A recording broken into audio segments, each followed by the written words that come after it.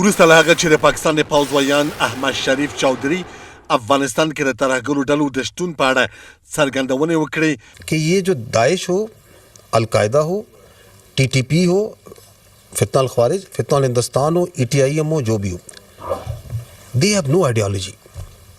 اوس د اسلامي امارات ویان ذبیح الله مجاهد ویلي د هغه خبرې له حقیقت لرې دي او په خبره یې د یو مسؤل پوځي موقف له معیارونو سره هم په ټکر کې دی. د پاکستان د پوځ د ویان وروستي تبصرې چې د یو خبري کنفرانس په ترڅ کې د افغانستان حکومتي او اجتماعي ساختار په اړه کړي دي نه یوازې له واقعیت سره هیڅ تړاو نه لري بلکې د یو مسؤل پوځي موقف له معیارونو سره هم په ټکر کې دي. اسلامي امارت دا ډول غیر مسؤلانه او تحریکونکې څرګندونې په کلکو ټکو غندي او د پاکستان له اړوندو ادارو غواړي چې د رسمي موقفونو له چوکاټه د وتلو او د افغانستان په اړه د بې منطقه تبلیغاتو پر ځای د خپلو داخلي مسایلو پر حل ترکیز وکړي.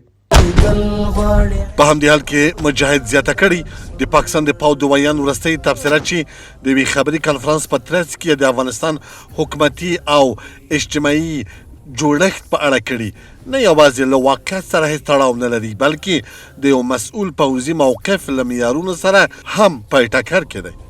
क्या वहाँ हुकूमत है? वहाँ कोई हुकूमत नहीं है. वो कहलवाते हैं अपने को इन टर्म अफगान गवर्नमेंट. वहाँ पे एक जोग्राफिकल एक्सप्रेशन है Afghanistan. Is there an inclusive government there? No, there is not.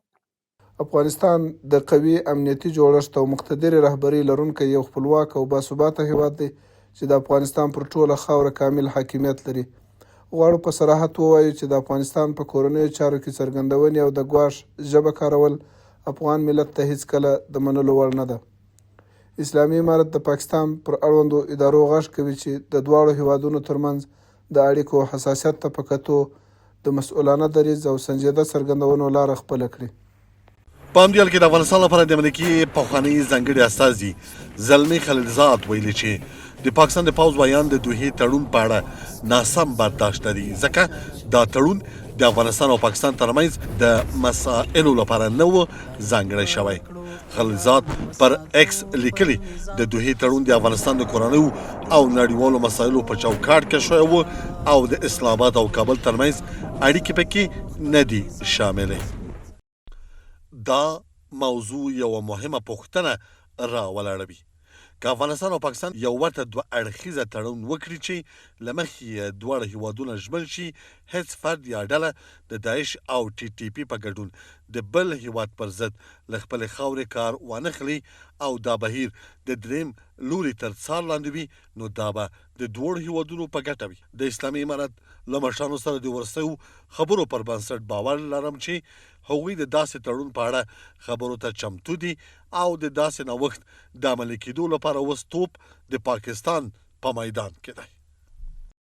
دا څرګندونې په داسې حال کې مطرح کېږي چې په دې وروستیو کې د افغانستان او پاکستان ترمنځ پر امنیتي مسایلو په ځانګړي ډول د وسلوالو ډلو د فعالیتونو پر سر لفظي تاوتریخوالی زیات شوی دی.